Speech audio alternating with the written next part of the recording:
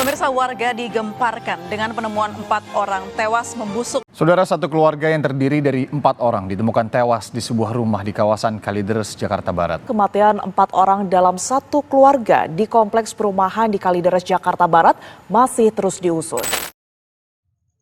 Belum lama ini, publik digegerkan dengan penemuan satu keluarga di perumahan Citra Garden 1 Extension, Kalideres, Jakarta, yang sudah meninggal.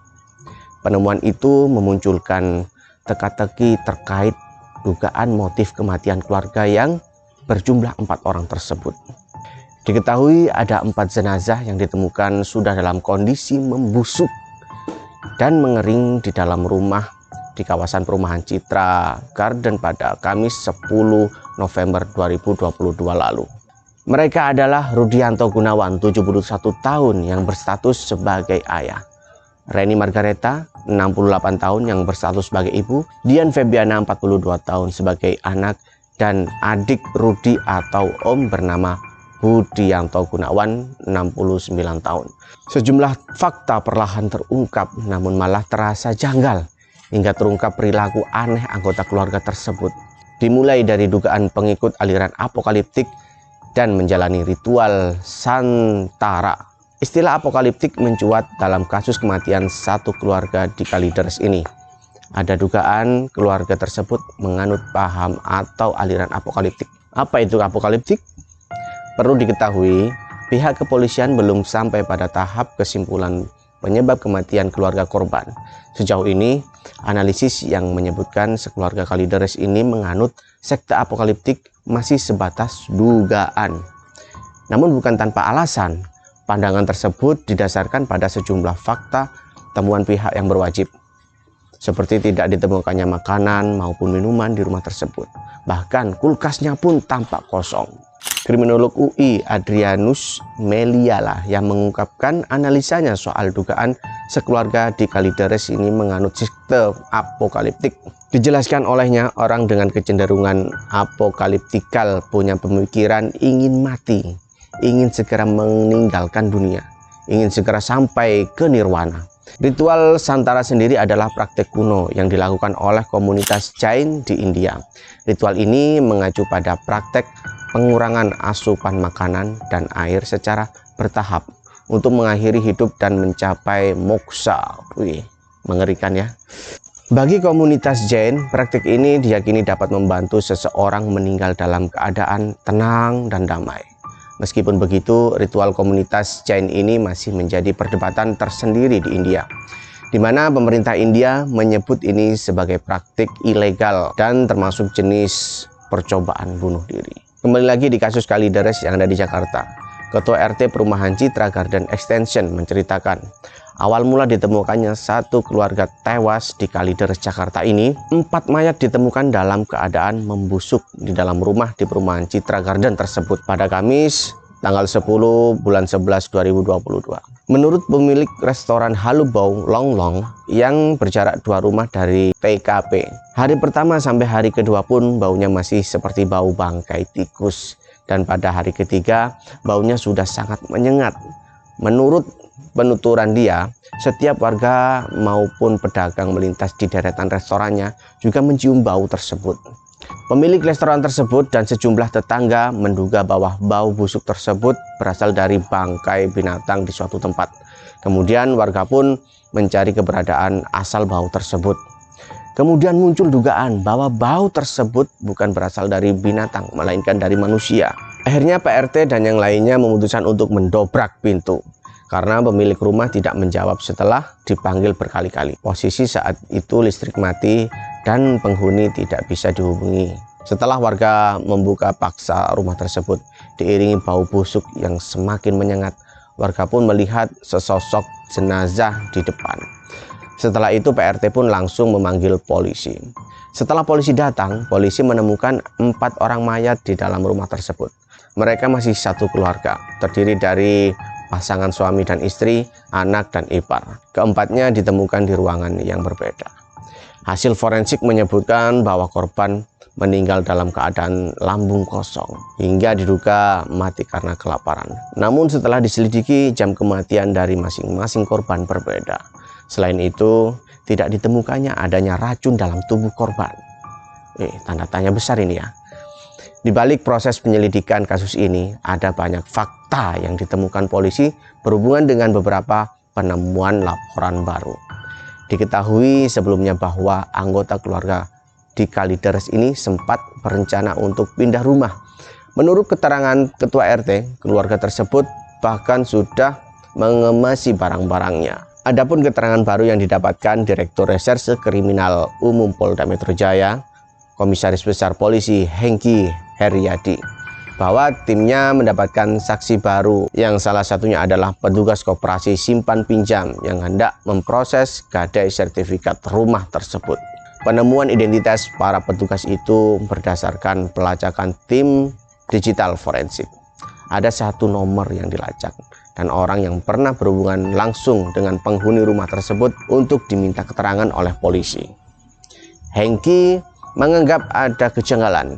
Saat itu Budianto Gunawan, salah satu korban, diduga menyerahkan langsung sertifikat asli rumah atas nama Reni Margareta Gunawan, istri daripada si Rudi. Rumah itu diketahui hendak dijual dengan harga sekitar 1,2 miliar, namun tak kunjung ada yang membelinya. Pada tanggal 13 Mei, ternyata mediator ini ketemu dengan salah satu pegawai koperasi simpan pinjam. Oleh karenanya, dibiarkan digadaikan sertifikat rumah itu. Pada saat itu, pegawai koperasi simpan pinjam itu tertarik mengingat lokasi perumahan ini memiliki NJOP yang tinggi, sedangkan pembayaran untuk simpan pinjam itu maksimal 50% dari NJOP. Masih dalam keterangan yang sama, petugas mediator jual beli rumah faktanya proaktif berhubungan dengan Budianto, adik dari Budianto Gunawan, sejak 13 Mei 2022. Kemudian petugas itu pun mengajak dua rekannya lainnya untuk meninjau rumah yang sekarang menjadi TKP. Ketika orang itu lalu masuk di dalam rumah untuk melihat sertifikat rumah, namun ada yang janggal. Mereka mencium aroma busuk di depan rumah. Menurut keterangan petugas, Budianto menjawab dengan alasan solokan rumah lupa dibersihkan. Selanjutnya petugas pun ingin bertemu dengan Reni selaku pemilik sertifikat rumah. Budianto langsung mempersilahkan untuk melihat iparnya yang sedang tidur dalam kamar. Reni terlihat tidak bergerak karena menurut keluarganya dirinya sensitif terhadap cahaya. Pada saat dibangunkan untuk mengecek sertifikat, dipegang-pegang agak lembut. Tanpa sepengetahuan Dian, pegawai koperasi simpan pinjam ini menghidupkan flash HP-nya. Begitu dilihat, langsung yang bersangkutan berteriak, "Takbir! Allahu Akbar! Allahu Akbar! Ini sudah mayat!" Pegawai koperasi simpan pinjam itu langsung keluar kamar dan memutuskan untuk tidak melanjutkan proses pegadaian. Ia kemudian mengajak saksi lainnya untuk pergi dari rumah tersebut. Namun ketika itu, ia sempat dikejar oleh ipar dari Rudianto, Budianto Gunawan, yang memohon untuk tidak melaporkan apa yang ada di dalam rumah ke siapapun termasuk ke pihak kepolisian. Dalam keterangannya, anak sang ipar, Dian Febriana, memperlihatkan gelagat aneh ketika pegawai yang melihat bahwa Margareta ternyata sudah tak bernyawa. Diduga kuat sang petugas mengenali bau tidak sedap itu berasal dari mayat Reni. Pada saat pegawai koperasi simpan pinjam atau saksi tersebut menyatakan, "Wah, ini sudah menjadi mayat." Jawaban Dian, "Ibu saya masih hidup. Tiap hari masih saya berikan minuman susu," ujar Hengki. Pernyataan dari Dian membuat sang petugas menganggap bahwa ibunya yang terbaring itu masih hidup.